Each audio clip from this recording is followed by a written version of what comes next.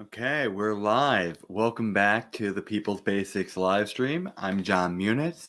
Today is March 2nd, and we're going through another daily live stream. So far, we've been going through our series of the New York City mayoral candidates. So we want to have people dig in. We're going through another candidate. Today, we're going through Raymond McGuire's platform and, what he's all about. So before we get into today's stream, I want to remind everyone who's tuning in today to go make sure that you're sharing this out so more people can come join the live stream. Post your comments in the chat. We're going to be going through and making sure that we address all of your thoughts and commentary along the way. So we're going to be going into Raymond McGuire. So far, if you want to go check back, we have a playlist of all the other candidates we've covered so far. So far, we've covered some of the more minor candidates: Andrew Yang, Scott Stringer, Eric Adams, Maya Wiley, as well as Catherine Garcia, and then yesterday we did Diane Morales. So we've done a lot so far, and we have only, I think, today through this week and Monday, and then we'll be done with the New York City candidates. So without any further ado, drop those comments in to get your questions in. We'll be checking them at each policy break, and then let's also make sure that we hit those buttons. Let's boost the algorithm. Let's go into it. Okay, so Raymond McGuire. So Raymond is our wealthiest person in the race. He is our businessman in the race. When we go into his page, he's going to be trying to exemplify that. He is the current, I believe, executive director of Citigroup. He could be a different executive role at Citigroup. I know he's currently working at Citigroup.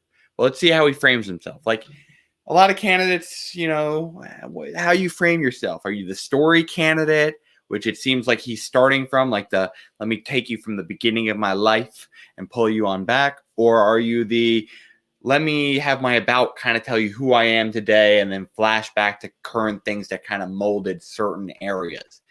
Raymond's clearly going for the story here. So he says, my journey started at the bottom. I've done well for myself, and I'm proud of that. But my journey, like those of so many who've come to the city for opportunity, wasn't always easy. He was raised by a single mother and his grandparents in Dayton, Ohio.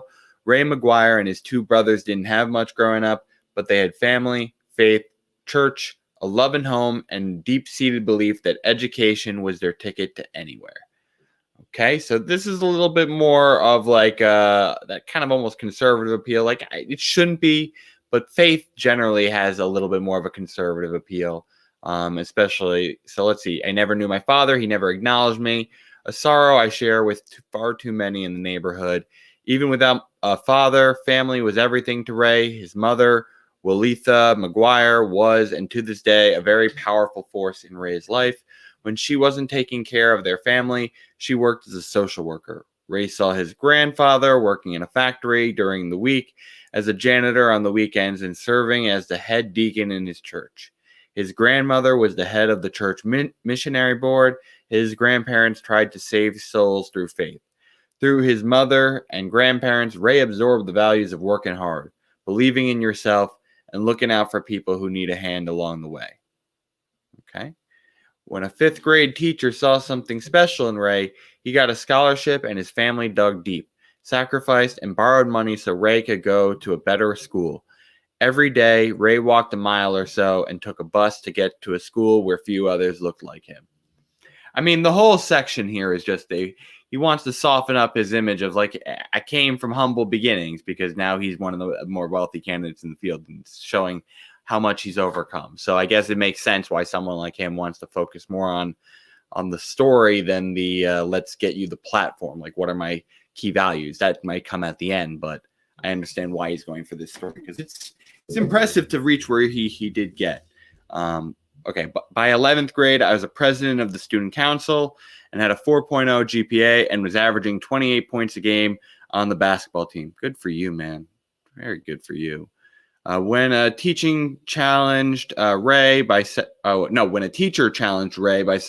if you are as good as they say you are, why don't you go test yourself against the big girls and boys in the East? Ray then, 16, took a plane by himself to Connecticut. From there, he took a Greyhound bus trying to find a place to test himself and get a better education. With another scholarship, more student loans, and more borrowed money, Ray decided on Hotchkiss, one of the best prep schools in the country. Okay, so he took on debt at multiple times during his life. I will say, some people get kind of haphazardly scared of debt. I understand it can be burdensome at times, but the whole idea of debt is you're trying to front load things that are going to help you get an investment to gain more money later to be able to pay it off. Obviously, it doesn't always work out. Like any investment doesn't work out sometimes. But that's how, frankly, a lot of rich people get ahead. It's not that they have no debt. It's not how they're rich. Often, rich people have more debt, and they use that debt to facilitate them making even more money. And someone like himself, working for a Citigroup, knows that very, very well. So apparently he understood the lesson of debt potentially being a valuable thing for people to take on throughout their life. Obviously, if it's smart debt, that it actually is being used for worthwhile investments. He then went on to Harvard, becoming the first in his family to graduate from college. He then enrolled in a 4-year JD MBA program at Harvard. After earning degrees in law and business at the same time, Ray went to New York for a job on Wall Street. I couldn't afford a place to live in the city, but a friend's parent let me stay at their apartment while they were away. They didn't charge me, but I had to pay all the utilities, so needless to say, I spent a lot of the time with the lights off.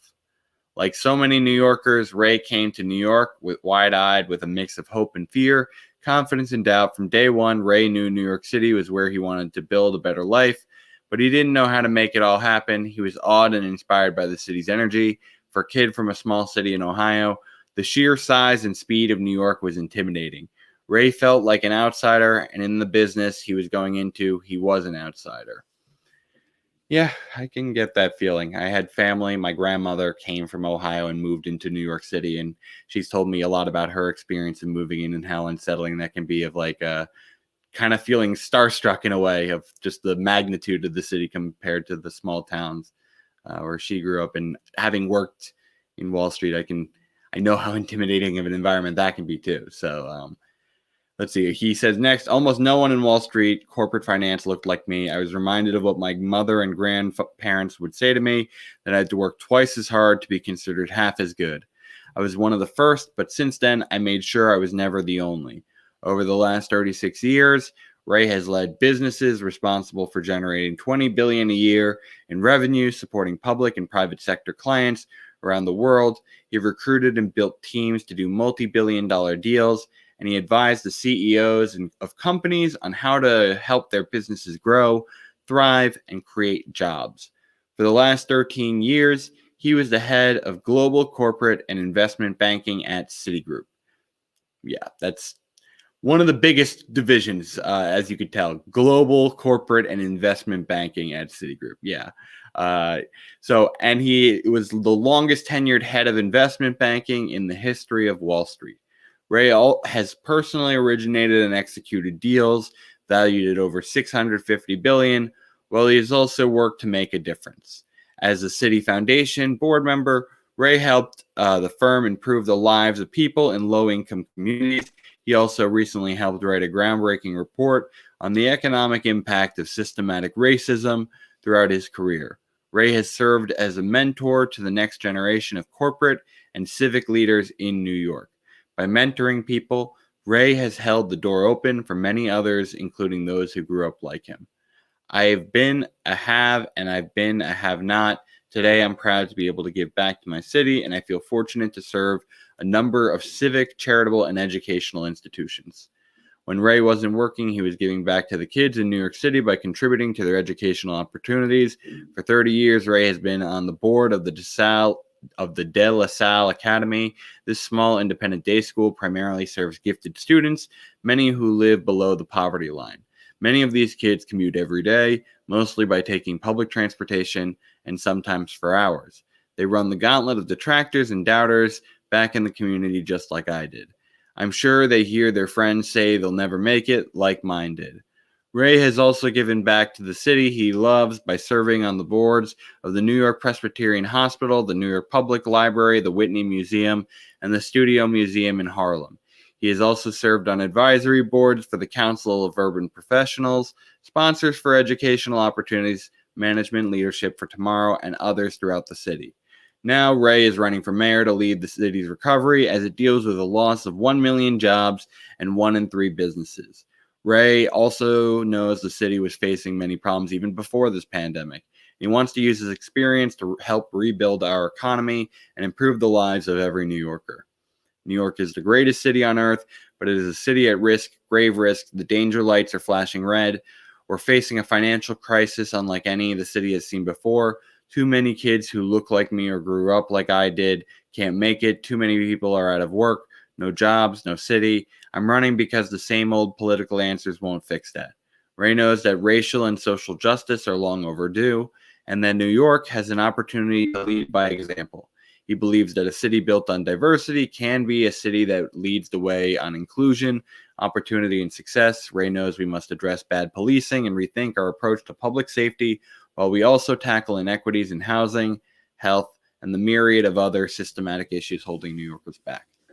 So, I mean, so far, it definitely seems like Ray is trying to emphasize that he understands the pain, that he's focused on the fiscal crisis, which is a budgetary crisis that the city is facing, that he is going to be someone who has business experience, that he's someone who wants to try and lend out a hand to those that are deserving. So I would imagine his approach generally tends to be a little bit more selective. As he even said, he does his main work in trying to do gifted programs for underserved communities. So it's a little bit more of a targeted approach than it is a more universalist approach. And then furthermore, he just mentioned it here. It's like we have these civic issues that have been long overdue on these racial matters. We have public health issues. So I think those are going to be kind of the central themes to his campaign. As you could tell, we're kind of at the end of the page. So he's really kind of laid that out. So with the COVID-19 crisis magnifying all of the city's challenges and creating an economic crisis like none other, some are suggesting New York is over. Ray thinks they are wrong, and he is ready to prove it by using his experience to rebuild our city's economy, spark innovation, create and attract new jobs, and still make the city more affordable and more equitable. I want New York to become even greater, a city that never ceases to aspire for more. There can be no standing still. I'm running for mayor because the same old political solutions and approaches aren't big enough to solve today's problems. The city is a big, complex business that is failing right now. It needs a chief executive who has a vision, who knows how to spark growth, revive the economy, attract the best talent, and get this city back to work. See, that's some of the language that I actually fear a little bit. It's like, yes, there can be mindsets from business that can be useful. Certain efficiencies, relationship building, organizational structure, data management. There are certain things that private skills are useful for, but they are fundamentally different entities. And so sometimes I worry when we describe the city is a business. The city is not a business. It is much more humane than a business. And so we'll see when we go into his policy platform if there's a little bit of a difference there in tone. But that's kind of my approach. He feels like he's going to be very selective and targeted, and that it's going to be like, leaving a lot of people behind, but giving certain people key opportunities, that there might be some austerity there, that you might get, yes, some competent, practical, technocratic solutions for public health. I worry that he's going to be someone who is going to help the business community, the big business community, more so than even the small business community, and that he's going to potentially leave people behind. It's going to be an austerity measure. So I want to see what he means in trying to fix the budget. He says, let's get last paragraph here. He says, we are nearing a point of no return, and politics as usual won't cut it at City Hall. I want this to be a city that works again, a place where anyone with a dream can make it, and everyone who calls it home can live safely and thrive. I mean, that's just a standard line. But I think, he has an impressive life. You can debate back and forth on what you think about, frankly, serving and making your career on Wall Street. There's a lot to be said about trying to help get certain communities connected back into where the money is. And frankly, the money right now is in Wall Street. Obviously, you want to make sure you have people who aren't just allowing it to continue to concentrate in that one place, and that can help spread it. But he makes the claims that they do these efforts, and he does do the framing well. So basically, he's going here on this page saying, I have this remarkable life story. I've come from humble beginnings. I grew to a very successful point where I'm now the head of this bank's major investment division for around the world. I've been in all these different civic community groups, and my main priorities are, the budget and making sure we fiscally recover, making sure we address the public health crisis, making sure that we address the racial inequities and civic rights abuses that are occurring in the city, and then, frankly, just making sure that everyone has proper education. That's really where I got. As you can see here in his policy, he has safety and comeback issues. So safety is a big issue for him, as it is for many New Yorkers. But before we get into all of his policy breakdown, he doesn't have that. I have to click one of the sections. But before we do that, let me check if there's any questions here by our group. No, nothing really right now. There's some commentary going on, but let's continue onward. So next, the biggest economic comeback in New York City history.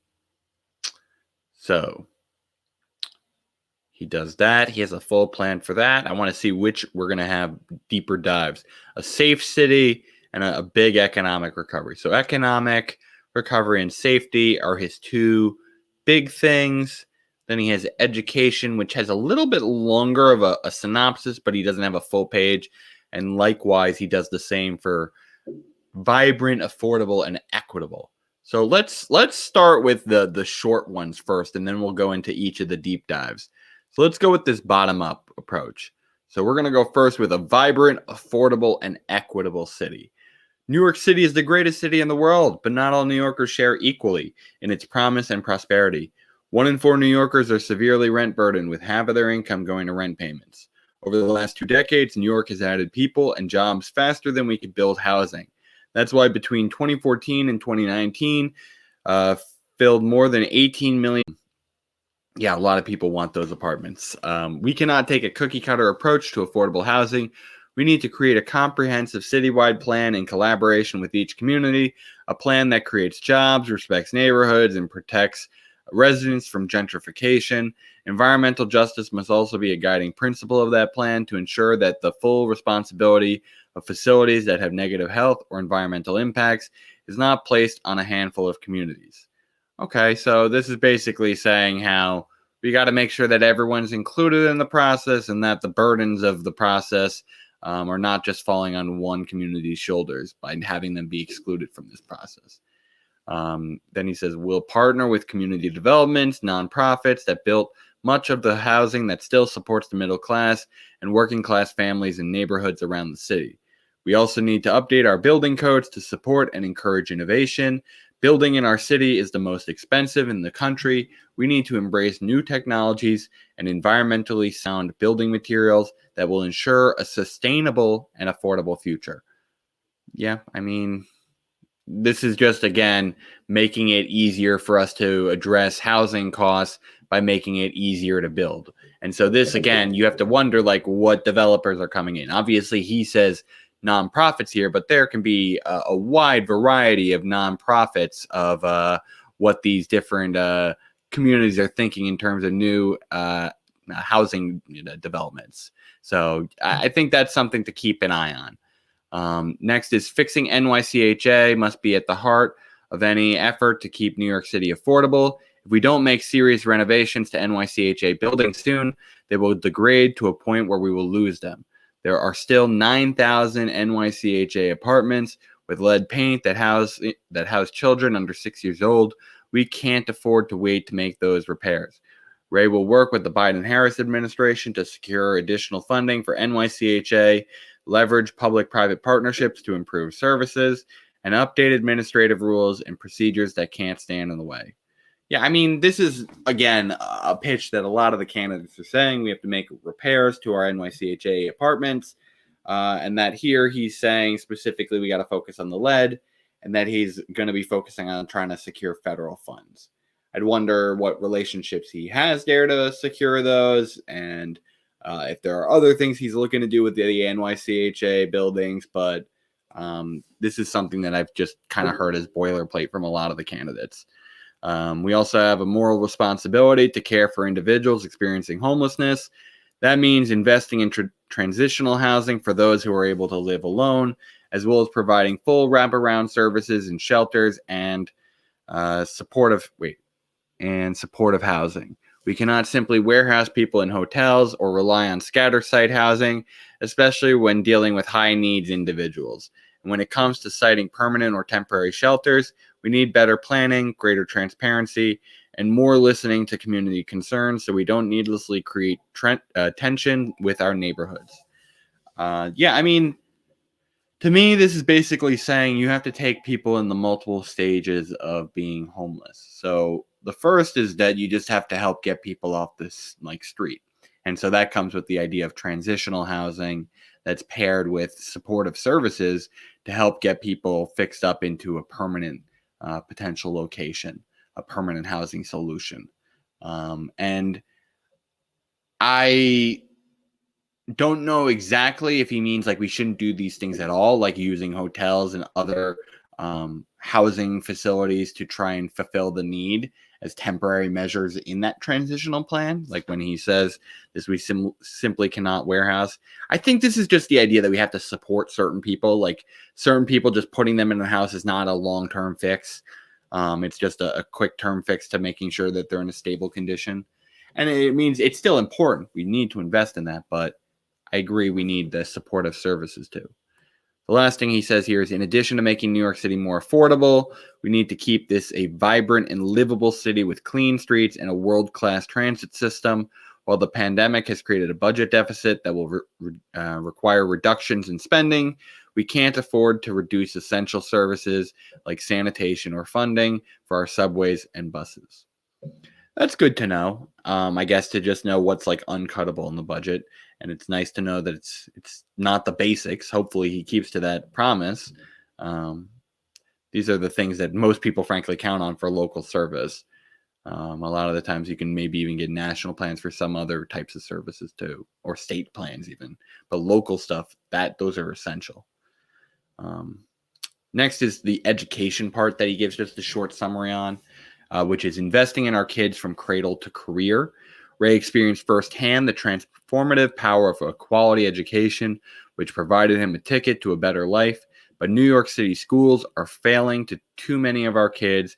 Fewer than 2 out of every 10 Black and Hispanic fourth graders are proficient in math and reading, and those numbers continue to decline by the 8th grade. As mayor, Ray will invest in comprehensive cradle-to-career model focused on 3 periods in the life of a young New Yorker: 0 to 4 years old, pre-K to 12th grade, and post-graduation. The expansion of full-day pre-K has been a crucial step, but far too many kids arrive at pre-K already behind and never catch up. We need to provide parents the resources they need to support healthy brain development in the first few years of a child's life, and increase access to high-quality childcare and early childhood education. Yep, I fully agree with that. It can't just be, I think it's at 4 years old right now is pre-K. It's like a grade of pre-K. Maybe even, no, it might be 2 years of pre-K, but we need to have it be extended to 0 to 3. He also wants to say the expansion of full day pre-K has been a crucial step up.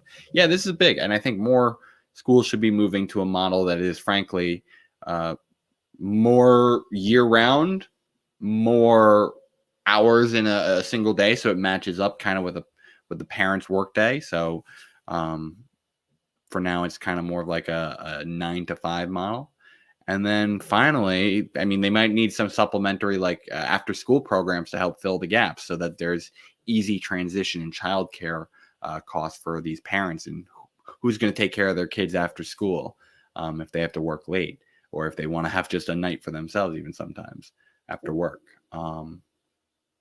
But yeah, I think these are really big ideas to have the expansion. And then for kids, obviously I don't want to just completely burden them in schools. A lot of kids get burnt out. And that's why I think it would be better if we could move even frankly to a 4-day model. And I bring this up because I think there's a lot of accessibility issues in our schools when it comes to facilitating religious communities too. I know a lot of Jewish people in our area always complain about how they can't be part of the educational process as fully on Fridays. And so I think there could be a move to a Monday to Thursday type schedule to make it more accessible, fit the educational timing to our parents' schedules, and expand how long we're teaching kids. Frankly, we have massive brain drain from how long kids are out of school during the summer. I'd love to just have it be a more continual process throughout the year and more regular breaks in between. So I think that is crucial to think about the length of time we do with this stuff. So glad he appreciates the expansion of the day, because that was a big step. But they need to support it for the first few years. Yeah. So to fix the pre-K to 12th grade education, we need to identify the most successful models, most innovative programs, and replicate them throughout the system. That includes leveraging nonprofit and private sector partners to help students get the skills needed in the fastest growing sectors of the economy. Ray will also focus on the most crucial moments in a child's development, especially the years leading up to the third grade, by which kids need to move from learning to read, to learning, to reading, to learn. We'll make sure every child leaves third grade knowing how to read by identifying best-in-class curriculums for teaching reading, intervening early, and launching and expanding support teams to help kids who are failing or who are falling behind. And while we need to increase graduation rates, it's not enough to just hand kids a diploma. As mayor, Ray wants to be held accountable for where they land after they graduate, whether that's a 2 or 4 year college, the workforce, running a business, job training, or national service. We need to create better career paths and work with students to start planning years before they finish high school. So very true. We'll focus on in-demand skills, entrepreneurship, and the trades, and expand private sector partnerships that have a proven track record. We'll also make sure all kids graduate with basic skills that will help them succeed, like financial literacy and resume writing. So I like a couple things in here. So there's two crucial focuses that it seems like are coming in his education plan. There's one that I would like to challenge Ray on, and I'll get to that at the end. But the two big focuses that he has are early childhood development, expanding our child pre-K model so it fits from being not just up until they're 4, I believe is when they start. I think they were working to try and expand it to 3, but saying, no, that's not good enough. We have to actually go to 0. And I think that makes a ton of sense for people to move to a full life cycle model. Obviously, parents don't have to put their kids in those schools. If parents would like to take the time off from work with hopefully a paid family time leave, potentially up to like 6 months for each parent, we should have that as a federal program. Like, we're pushing that as national legislation. But in the meantime, it would be nice for those that do want to get back to work to be able to know that they have not just childcare, but education for their child, an educational care facility, which is very important. And then the second part, as he just said, is connecting people after they're graduating from high school to jobs or whatever that next step in life is after the required high school education. And so I think that's really important too. I think we should be, asking ourselves the question, do we need so many people going to college? Why can't our high schools be a better process to prepare more people for full-time work? Why are so many jobs that are entry-level jobs, like, frankly, not requiring these skills from a college? Like, in a lot of cases, they are unnecessary. And frankly, a lot of college degrees are now still getting you paid minimum wage.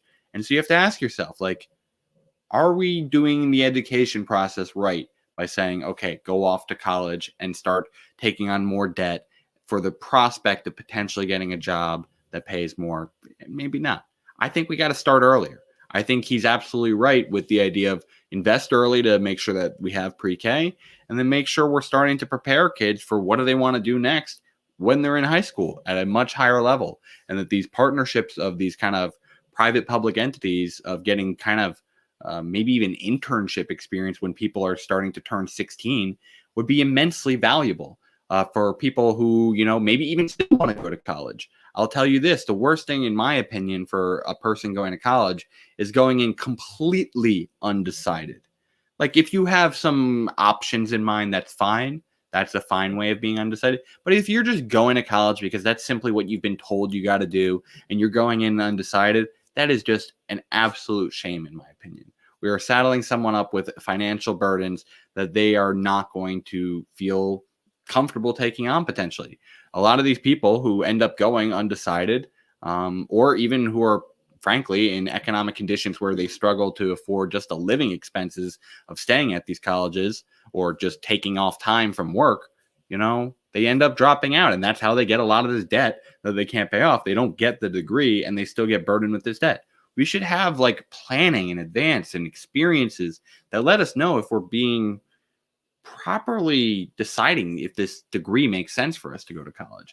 And so I like his mindset of let's invest early. Let's make sure people are connected and have plans after they leave the existing schooling that we're providing them for free. So I like that idea in general. Let me take a brief moment, checking in, and we're going to go back now into our plans here for Ray McGuire. So the other two areas that he says, and he has big detailed plans here, are safety and economic recovery. So we're going to keep going up. So the safety. Everyone deserves to feel safe in the community, but right now, far too many New Yorkers live in fear of violence and criminal activity. And for too long, communities of color have lived with an additional fear, racist and overly aggressive policing. Ray McGuire's record of leadership and his lived experience makes him uniquely qualified to transform the city's approach to public safety and implement a form of policing that is respectful, accountable, and proportionate.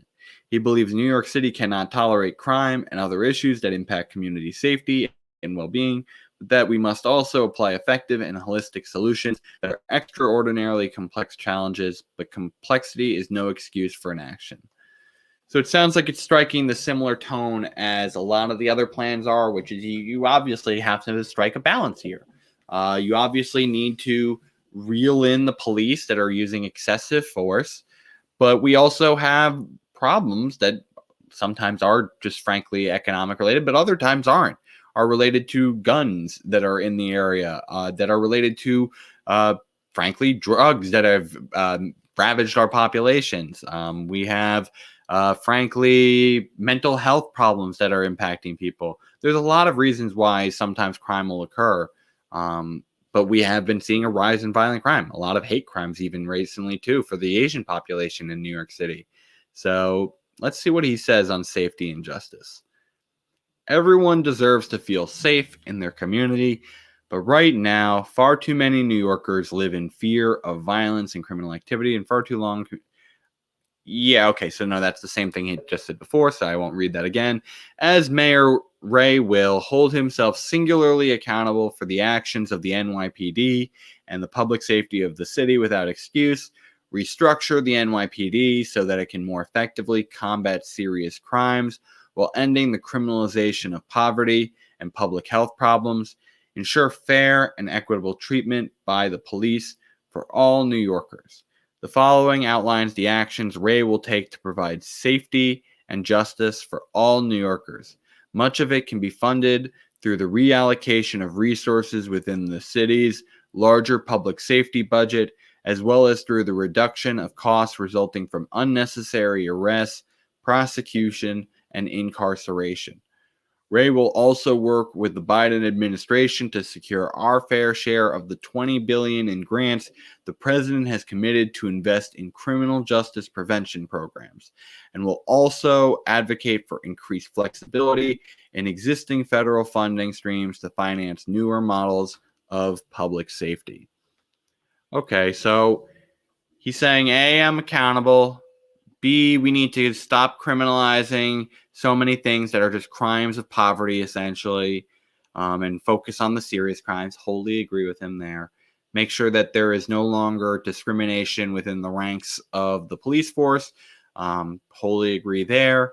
And that we are taking from other budgets. So this seems like he doesn't want to do necessarily a cut to the NYPD budget at all, but that he simply wants to reduce the spending that it does with it by doing less unnecessary arrests, prosecution, and incarceration, and then he'll fight for federal funding.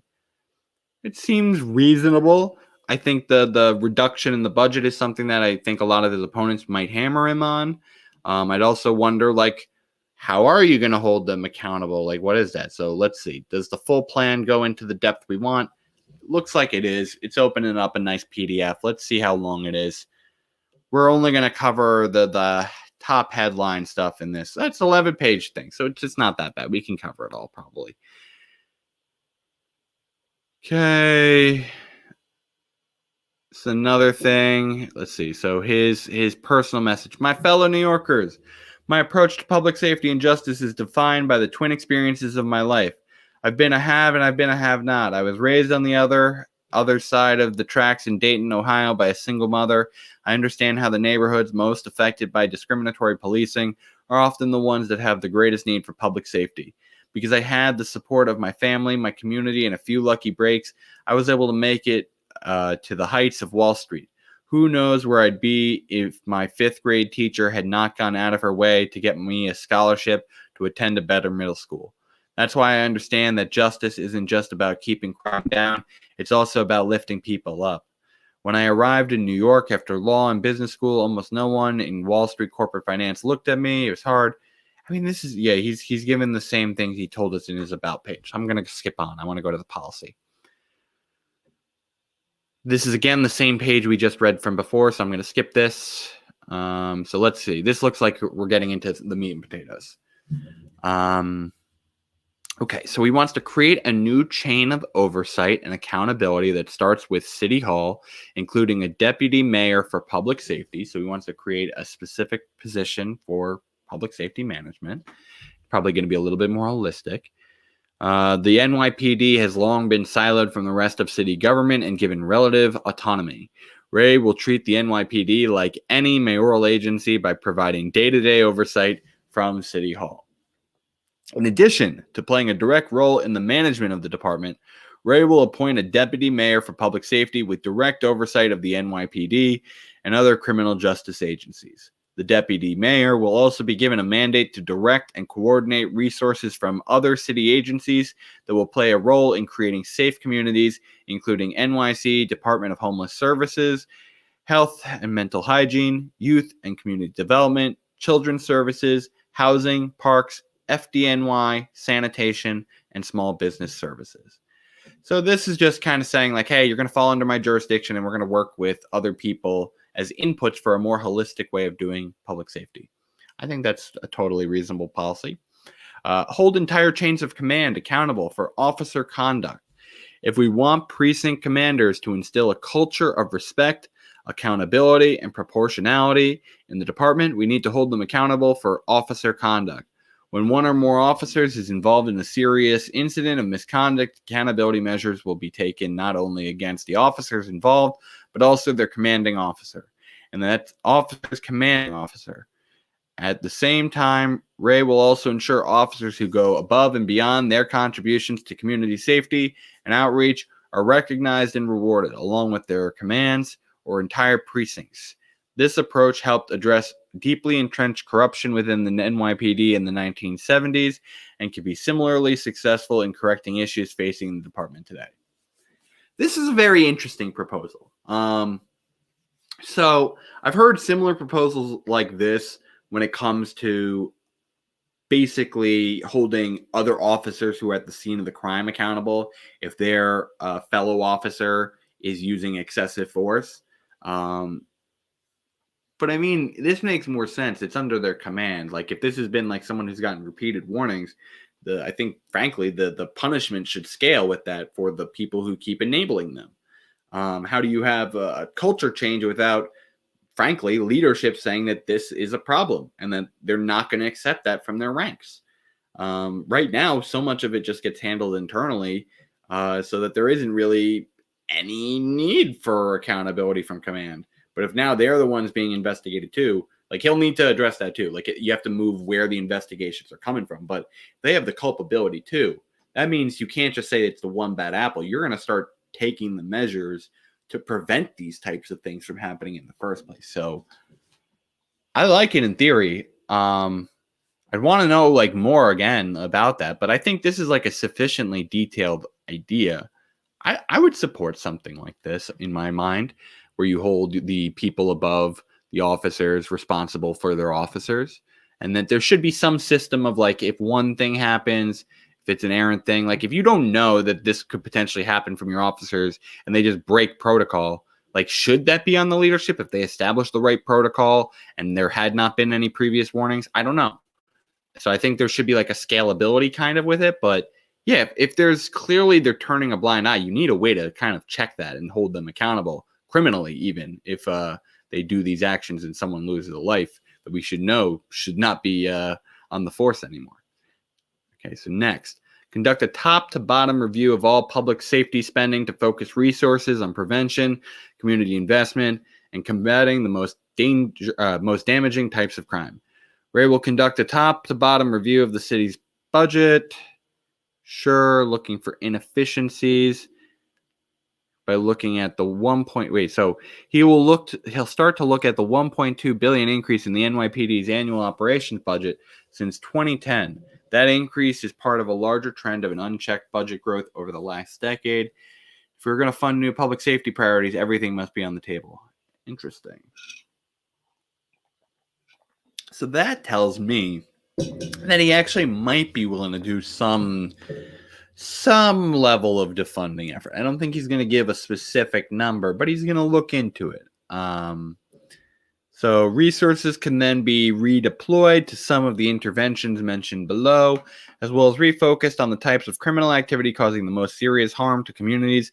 This will also allow the NYPD to redouble efforts in combating professional criminal networks that are responsible for things like gun trafficking, burglary rings, and sex trafficking, as well as other types of crimes that have the greatest impact on New Yorkers, including domestic violence, sexual abuse, and online financial crime.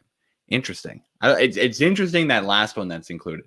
Like all the other ones are like clearly like basically like violence things and force, but online financial crime is kind of like a deceit. And for him being someone in the financial sector, I'd be curious like what he would want to crack down on. But I think in general, yeah, like these are the things that we should be focusing on, more serious crimes. Let's see, but it's a little hazy. It's like, I'm gonna look into this. These are my priorities, but it's no commitments. It's just like, here's where my thinking's at. Expand CompStat to measure more elements that are reflective of community safety. CompStat in its current form is heavily focused on criminal complaints and arrests. The consequence of such narrow set of indicators is that it incentivizes arrests rather than addressing the root causes of crime or connecting New Yorkers in crisis to appropriate services. Yeah, that's exactly right. You inherently, if you have officers on the street, their incentives can never be to try and arrest people. Like if that ends up being something that you incentivize, you're screwed. You're going to not have a just system if you're having them have to have some type of a quota or some performance metric based on the number of arrests they make. Makes no sense. I like this idea of having the change in the metrics of CompStat. They're going to work with nonprofits to identify the best. Using data from the expanded, the deputy mayor will make a full review of disciplinary records to identify officers with early indicators of violence and other forms of serious misconduct. So they're going to use this for some early detection of potential problem case officers. That makes sense. I'd love to know the metrics they use, but again, they want to have some input. So, like, I think this is kind of largely Ray's method is he has general things that he wants to put as priorities and how he evaluates things. But then at the end of the day, he's like, let the people closest to it kind of start drafting some of the plan. Like, let's work with these people and then come with something. I'm not going to lead with any plan of my own, or I've done that. Maybe work ahead of time to know what they had been saying. But I think like they're good priorities. So it's like you just kind of need to have trust is what he would need to earn from someone to feel good about these types of priorities, where it's like, hey, these are my things. I'm going to be in the room. I trust you to have enough influence over the decision to keep those values consistent. Because it's not a specific plan. Sometimes. Involve every part of city government in protecting New Yorkers and better focus the NYPD on fighting the most serious categories of crime. Yep, they said that before. Kind of holistic. Again, the violence, don't need to criminalize poverty. Institute community policing as the foundation of all NYPD activity. It's never fully implemented. Local New Yorkers know what it's like. It means hiring police officers that are representative of the area, that serve, who can trust. So this again has like it's a nice priority, but it's not like a mandate. It's not a requirement that they have to live there. So again, that doesn't mean much to me. It's like, again, it's a nice priority, and I agree. People should be serving locally. There's a lot of reasons, from economic to just effective policing and trust from the community, that are important. But yeah, no details there really. Create emergency social services, a citywide network of 24/7 emergency response units for mental health, homelessness, and substance misuse calls. Let me read through this as a little bit more detailed, because I think could be a very good policy. There is no reason New York City cannot deploy social services at the same speed we currently deploy police. Yet the city's mental health crisis response service is designed for response times as long as 2 hours, even when it operates at peak efficiency. That delay is unacceptable to someone in the midst of a mental health crisis, an overdose, or any New Yorker concerned enough to place that 911 call in the first place. And in too many cases, it means that a police officer is called to the scene instead. To address this, Ray will create a citywide system of emergency social services operating 24 hours a day, who will respond to all 911 calls that relate to mental health or substance misuse issues. This will also provide a non-police response to the calls regarding people experiencing homelessness. Ray will also fund local support centers around the city to assess and refer individuals that can be stabilized without a trip to the emergency room. Similar units have shown promising results in other U.S. cities. Even when utilized in a limited capacity, Ray will ensure ESS units are operating in every precinct in the 5 boroughs by 2023. Initial estimates suggest a 24/7 behavioral health, fully funded for $150 million annually. In addition, emergency social service teams, Ray will invest in mental health, homelessness, and youth services, specialists embedded at the precinct level in every community to proactively engage with at-risk community members. These individuals will operate in tandem with the police to facilitate cooperation, referrals, and follow-ups. In addition, Ray will ensure that all police officers receive crisis intervention training so that they can more effectively diffuse sensitive situations and help New Yorkers in crisis. I love this idea.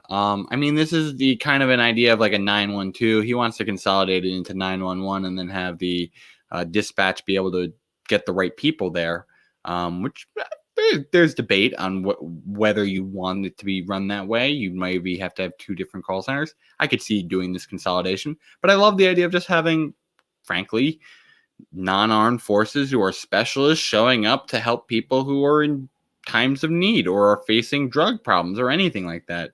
Because, yeah, it's a tragedy when people who are just looking for help end up just getting a bullet instead. Next, combat homicides and gun violence, categories of crime that have seen a significant increase. So they want to do violence interruption programs, hospital-based interventions that focus on the friends and family members of crime victims to prevent cycles of retaliation. Okay, that's kind of an interesting one. It's a good idea. I don't know how that would be necessarily implemented. But yeah, I think that's a good idea. Giving trauma treatment for not just the individual involved, but potentially some immediate family members and friends. I always wonder, it's like, shouldn't people just have this could be like a reach out to make sure that they're okay, but like everyone should be having the ability to just get like mental health services. But let me keep reading. School-based conflict mediation for young people. Sure, that just requires having more people in the schools and having them have a little bit more enforcement and resources to administer these types of things. So I guess that's a good thing. It's a bit vague. Mental health services, job training, and employment programs focused on high-risk individuals. Sure. Create a quality of life scorecard to better target neighborhood investments, lifting quality of life for all New Yorkers and addressing underlying issues of community safety. This is great. This is just, there's going to be a bunch of different things he's going to mention here on the page, but this is kind of like the American scorecard idea that Yang had for his presidential campaign, and they're still doing now. Data matters. Data matters a lot, and you want to have a holistic, humanistic scorecard to know how each of these areas are doing, to know where you need to invest.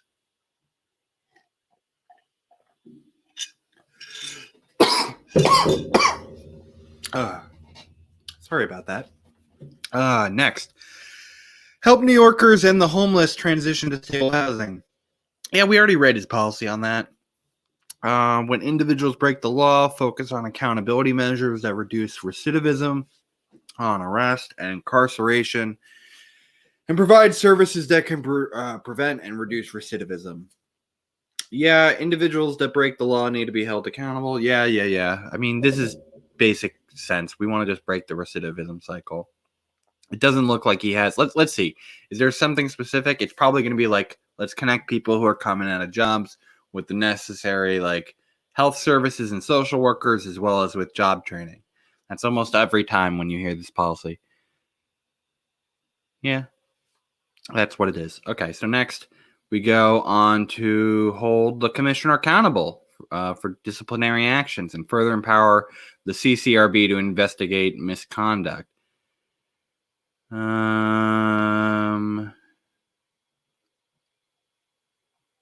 So what's it going to be actually doing? So, I mean, it's just, they're just going to, it's kind of vague of how they're going to further empower them, but it's just, it's again, a priority, which is, it's good. Like basically, I'll read it for you all. It's basically who is actually doing the investigations of the like officers' misconduct. So it's not being done just completely internally, and it's making sure that there's actually discipline being enforced too when any punishment is being like administered.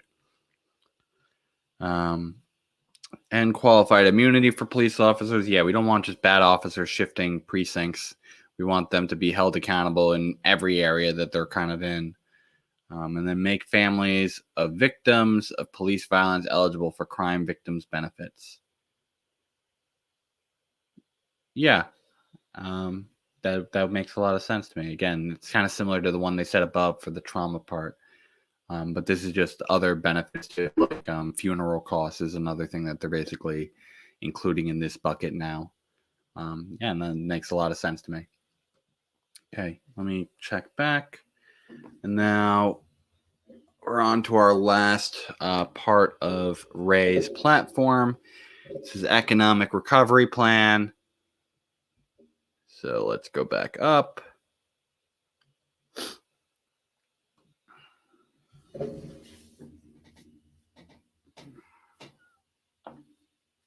Okay. The Ray McGuire Comeback Plan. A visionary blueprint to revitalize and rebuild our city, kickstarting the most inclusive economic recovery. Okay. Does he break it down to a lot of detail? Yeah, let me just read the full plan. I don't want to read the page again. Okay, so how detailed is this? 19 pages. This is a long plan. So let's go for the top headline stuff. So he wants to bring immediate financial support for struggling local businesses, streamline permitting, a wage subsidy to bring back 50,000 jobs, infrastructure program, working with unions, targeted job training that gets more New Yorkers the skills they need, affordable childcare. Okay, so it's jobs, training, childcare, unions. I mean, those are all very good things. I wonder if there's going to be ideas for cash relief. If they have anything like a public bank, that's frankly something I've been very curious about for anyone like a Ray McGuire, because they came from a Citigroup. Would they dare have any financial competition come from the public sector? So let's keep going.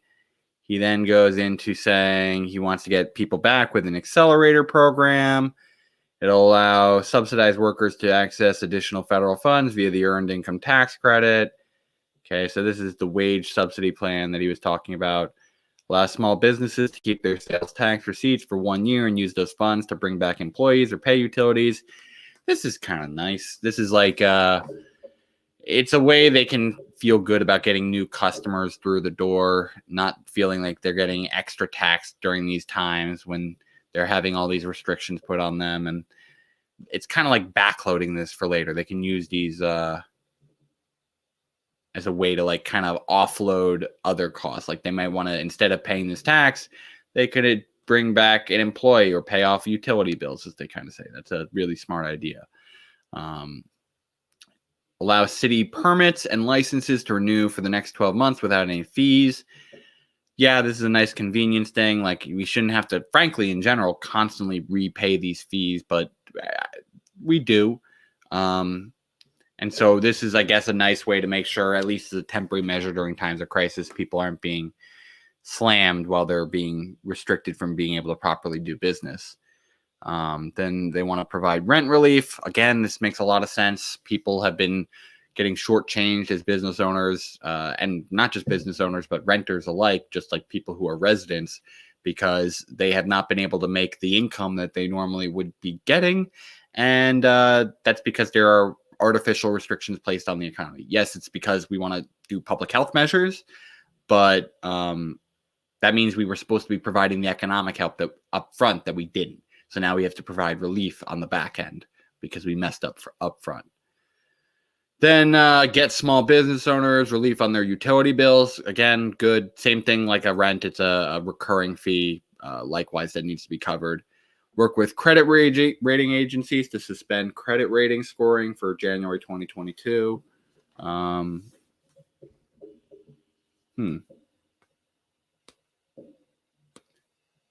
mean, I get the statement he makes there. I don't necessarily get why he would do it starting 2022 instead of like, well, no, I mean, I guess that's just when he comes into office. Okay, that's fine. So he's just saying as soon as he comes into office, we're going to stop having credit scoring agencies taking the current data while we're still in crisis. We're going to have a moratorium on that. And I like that because a lot of people are struggling right now because, well, frankly, government has just not been doing its proper job. So, yeah, they shouldn't be penalized long-term for economic problems caused by government intervention.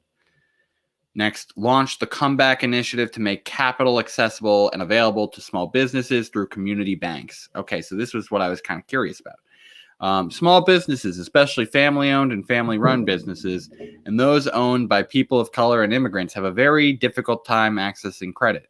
And as a result of the pandemic, small businesses across the city are desperately short on capital.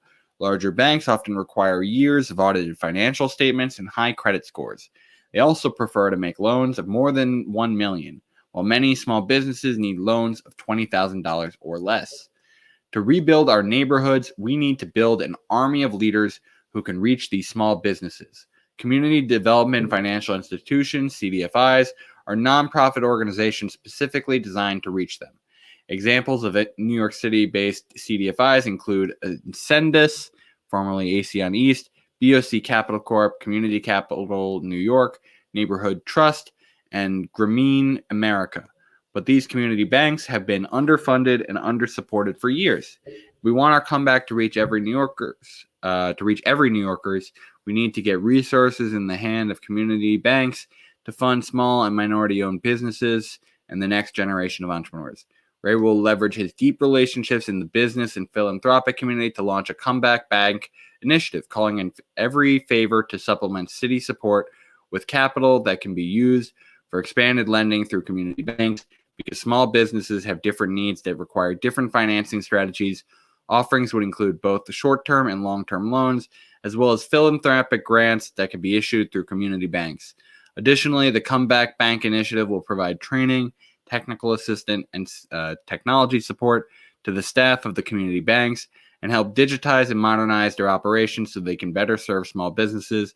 The Comeback Bank Initiative will put community banks at the forefront of effort to drive small business growth and job creation in our neighborhoods.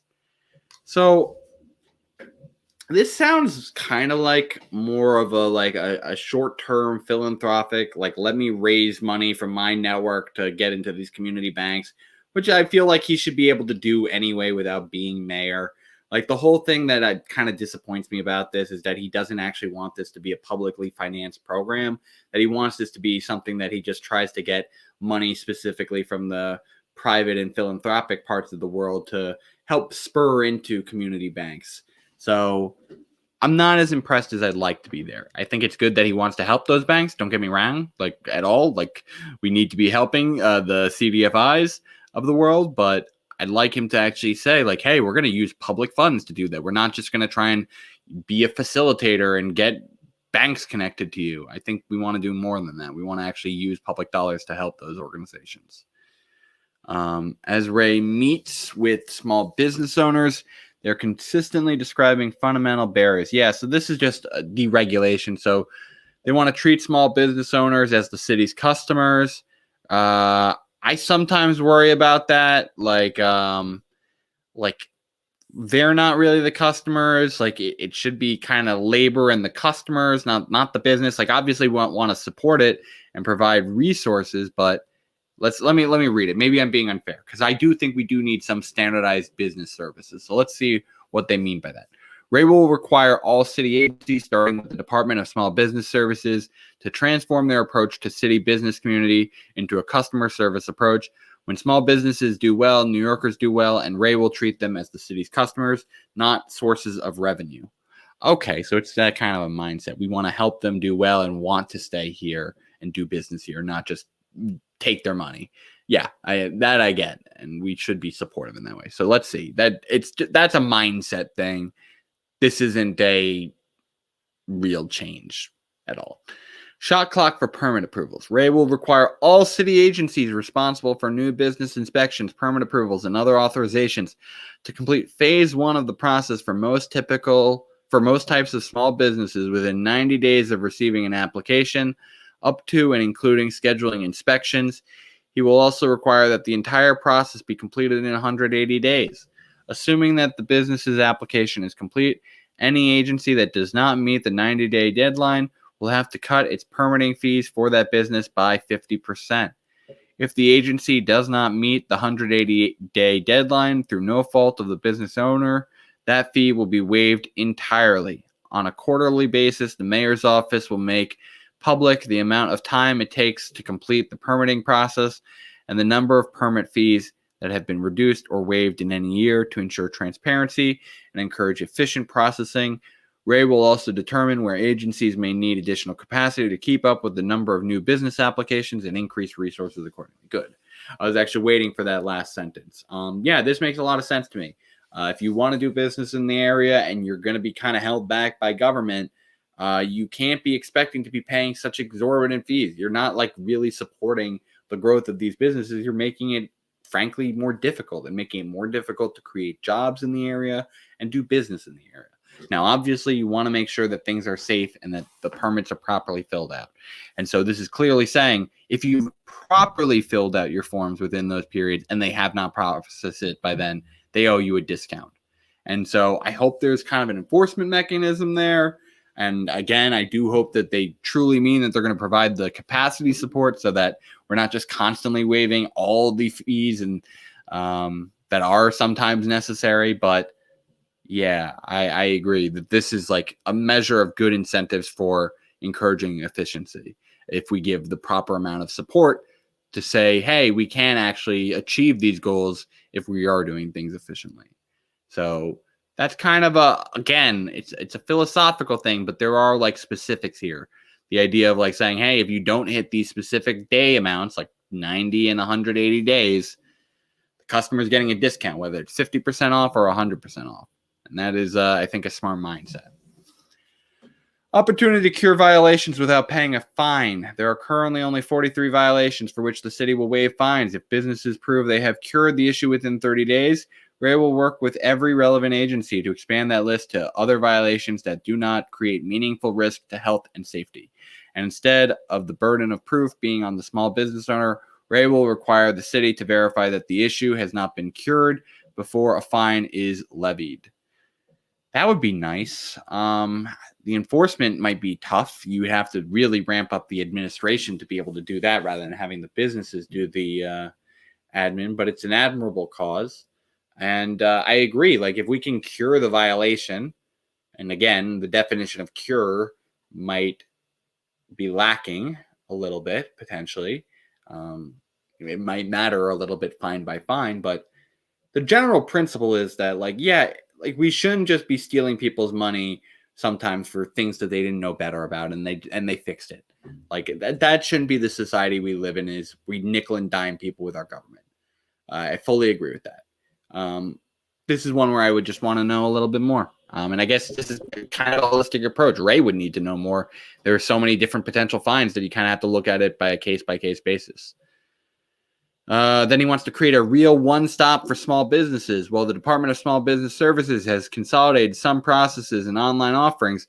Ray will build a true one-stop portal that will streamline the application and inspection process and allow businesses the option of easily accessing online support from across his administration. I like the idea. I just wish he had more in his one-stop shop, essentially. Like having the public bank incorporated, like the proposals that like Eric Adams even now adopted, having certain like basic back office type services like bookkeeping would be nice, or even sometimes customer service type stuff. Like, there's a lot of different things that we could potentially do as just like streamline back office, like you do this kind of for everyone type services. But yeah, I think it's a good idea in general to have it be accessible, but I would wish it just did a little bit more. Then deputy mayor for small, women, and minority-owned businesses. Ray will appoint a current or former small business owner to serve as deputy mayor for small, women, and minority-owned businesses. The deputy mayor will be empowered to drive reform and greater accountability across all agencies that interact with small businesses and mediate interagency dispute. Okay, so this is just a commitment to making sure that diversity is preserved in our small business community and that small businesses are being supported, and that there's a specific position appointed for it. I don't know if that's needed. I'd wonder, like, why our existing small business, like, admin needs a specific position for that. I don't mind it. It's just kind of like some of those things where it's like, I want to know what the budget is where we need this additional admin for this position. But potentially, I just kind of want to know more about its role description and what it would be doing and what it would have authority over. Red Tape Commission under the leadership of the mayor. Okay, so they want to do, again, taking red tape off of things. I don't know why. So I mean, I guess they're saying this is also a responsibility of this small women and minority-owned businesses deputy mayor is heading up red tape admin to find ways to reduce burdensome regulation and unnecessary costs and delays. Oh boy, I don't know. Like, yes and no. Like, so much of regulation is really about the details, but I kind of worry that this could be the type of thing where they're creating this kind of nebulous position that has this very like identity politics type name, and that it's really going to just be a way to do deregulation of businesses under that. Like, that's like classic like neoliberalism. Well, no, that's actually not classic. That's like neoliberalism, like the discovery of the identity politics aspect and really leaning into that cultural liberalism. But I don't know. These are two nebulous things where it's like I keep my eye on it. I'm not sure how I feel about that one. It can be great in theory. Like, truly, it could be very helpful. But it could go so many different ways, and it all depends on the regulations. This is technocrat in me coming out being like, yo, it really depends on the nitty gritty details of what this commission is working on. Wants to empower the bids to supercharge small businesses. The cities businesses. Improvement districts offer robust services to local small businesses, but not all have the resources to be able to offer programs at the same scale. Ray will work with BIDs to create or expand their offerings to local businesses, enable them to replicate best practices from the most successful programs, and serve as a local directory for all available resources, all in order to supercharge the growth of small businesses in every neighborhood. Ray will also ensure that BIDs have the capacity to connect small businesses to additional supports, including the New York Small Business Resource Network, nonprofits providing legal and back office services, and grant and loan resources. Okay, so that doesn't say a ton to me. It's just like we want to take what they're already doing here, invest more into it. I mean, it tells me that they want to invest more into the BIDs, which I would like if he had included the acronym here. Like now I have to freaking look up. I do not know it offhand. I would imagine building inspection division, something like that. Oh, business improvement district. Okay, that makes more sense. Business improvement district. So empowering business improvement districts to supercharge small businesses.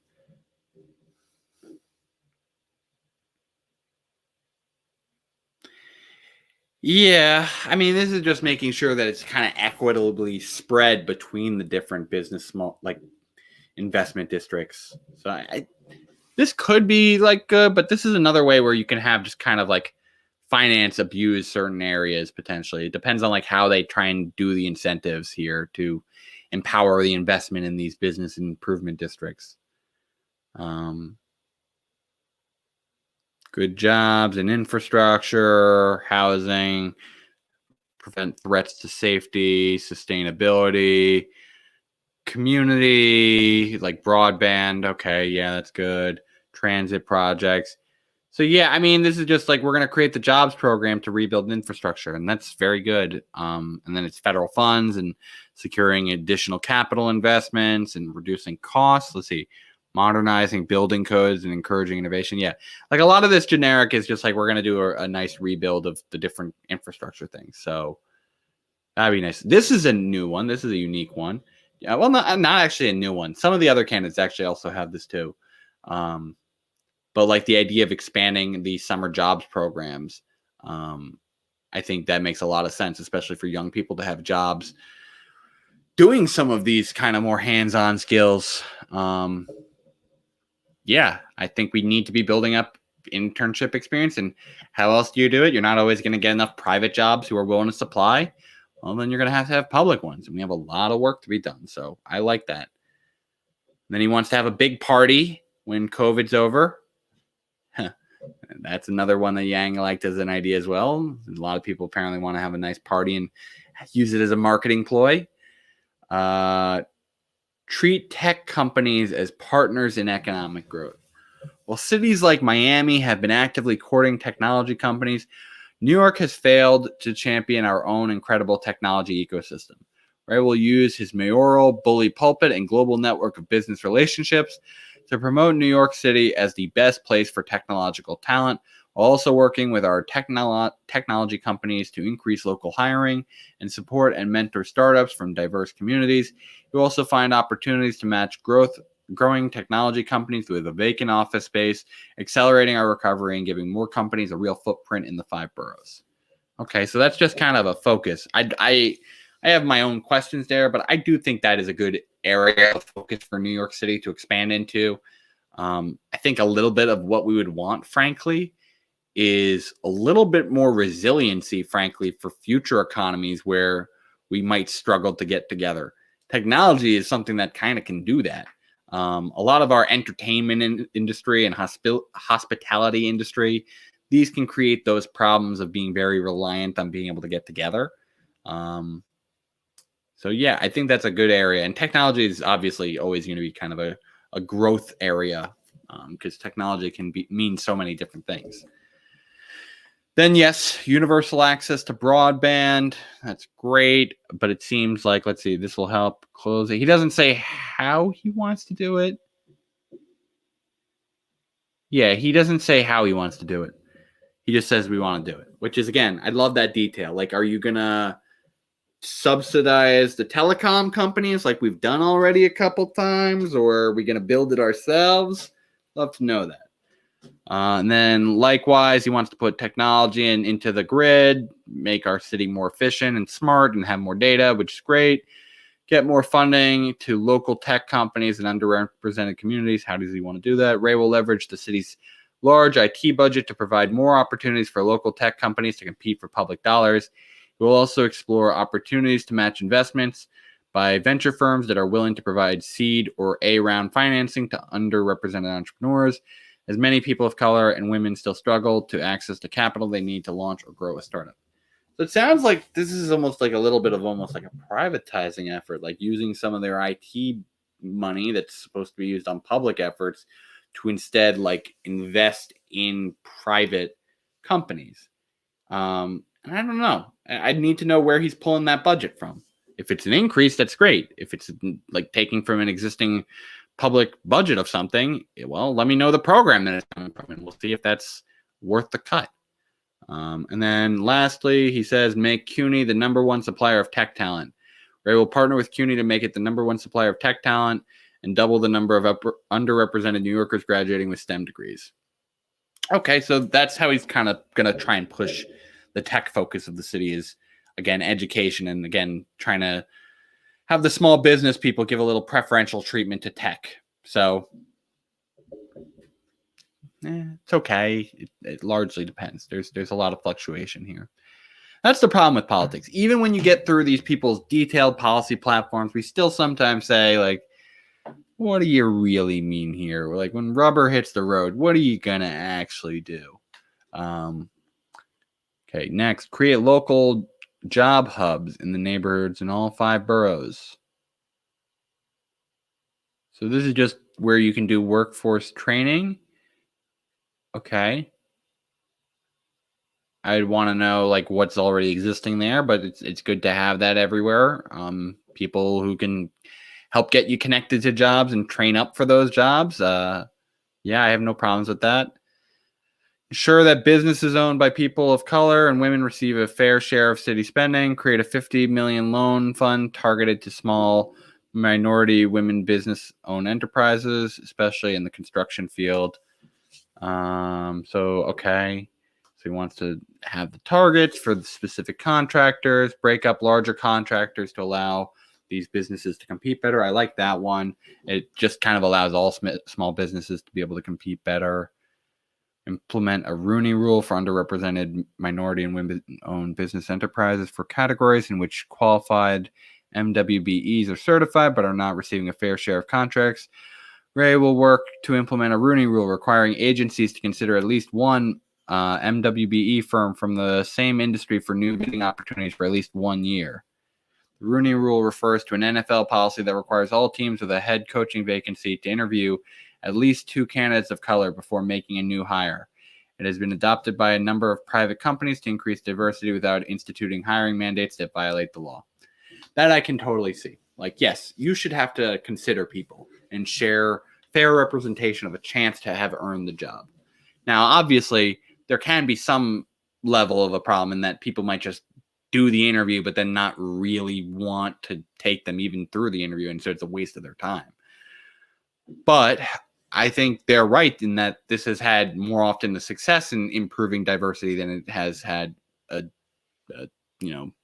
disrespect in people's time being wasted.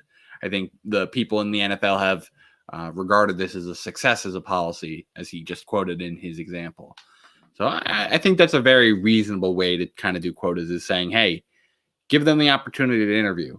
Like, everyone feels bad when it's like, hey, you have to give a quota of a certain amount to certain people of a job. Like, then it's like, did they get the job based on that? But like getting the opportunity, well, then they still have to win it with the interview. They're not going to just hire like anyone they feel like just that isn't qualified. They're hiring someone they think is qualified because they've interviewed them and they think they can go forward with the job. So I think that's a good idea. Next, utilize technology to change the way we measure, plan, and target contracting for different types. They have a tremendous amount of data. Data-driven. Yeah, I mean, this is just like, let's use data to know how we need to break this down. Create size categories to provide more opportunities for all firms in the MWBE program. So yeah, they just want to establish larger, like more tiers in that program so that they only compete within their own tier, I guess. I don't think that does a ton, frankly. But I mean, I guess it allows them to have an even more data-based approach and create more policies in the future to help certain categories. So maybe this is like a building block step to other policies to come. Increase MWBE goals to track with the recent inclusion of LGBTQ businesses. Yeah, sure. We should make sure that there is an equal playing field for everyone and that people are not being discriminated and that we have an equal opportunity for every person. I fully agree with that. And I like Ray's kind of approach of saying like it is equal opportunity, not equal guarantee. Appoint a deputy mayor for small, minority, and women-owned businesses. He already said that, so I don't have to go through that again. Inclusive workforce. Make childcare affordable. That's the Cradle to Grave program that we already went through. Fix the broken property tax system so that every community pays its fair share. So this is interesting. Let me read through this policy. So Ray will ensure all communities benefit from our economic recovery by addressing inequities in our economic system that drains resources from working New Yorkers. For example, he will fix the broken property tax system that places an unfair burden on middle class and working class homeowners, low-income renters, and small business owners in neighborhoods around the city. The problems with our current property tax system are glaring. For example, as a result of decades of inaction by our current political leadership, low and middle-income homeowners are forced to pay a higher percentage of their home's value in taxes compared to New Yorkers in more affluent neighborhoods. This is an issue that can especially impact Black and brown homeowners. A home worth $150,000 in Crown Heights currently had the same exact tax bill as a home in Carroll Gardens that sold for $9 million. That's because our outdated property tax system does not account for the gentrification we've seen in so many neighborhoods around the city. Ray will provide the political leadership needed to finally extend relief for low and middle-income homeowners and renters, as well as small business owners. He'll undertake a thorough overhaul of the property tax system to make sure that every new neighborhood pays only their fair share, save hardworking families thousands of dollars each year while asking wealthy property owners to pay a little more. Yeah, one of the things that I've always wondered is why we don't have property taxes have like a sliding scale a little bit of like how much they pay in. So I like that idea. So yeah, overall, Ray's plan is, as I thought, it's a little bit more private than I would like in how it tries to address certain issues. It doesn't go as far as I'd like on others in detail, but he's a smart, accomplished man, pragmatic. I think he understands most of the issues, but I don't know if he'll make my ballot personally. I have some questions, and again, it comes down to trust, and I don't know if I'll have that with him yet, but I think it was interesting getting to read through his policy platform. I hope you all enjoyed this, and we'll go check out some of the other candidates that we have in the field. We've been doing a breakdown of them all. You're going to be seeing as the one that comes after this, we'll be doing a breakdown of, I believe Sean Donovan is next. So look out for that interview coming out, or not interview, that live stream coming out tomorrow on Wednesday. We'll be back at 2 p.m. Eastern time. Likewise, we'll be having new articles as well as our team live stream on Thursdays as well. So look forward to that as well. And then finally, we'll have a new podcast coming out next week on freedom, justice, and security featuring Richard Ojeda. But in the meantime, go check out our last podcast on democracy reform with Adam Christensen. Finally, you can go check us out on all various different social medias and find our link tree that includes all of our links to all of our various platforms so that you can join our People's Basics movement. Finally, come join our Discord so that you can be fully a member of the community and participate in our live weekly chats with all of our community members. That being said, thank you all for tuning in today. I hope you have a great rest of your day. And as always, I hope you all are going to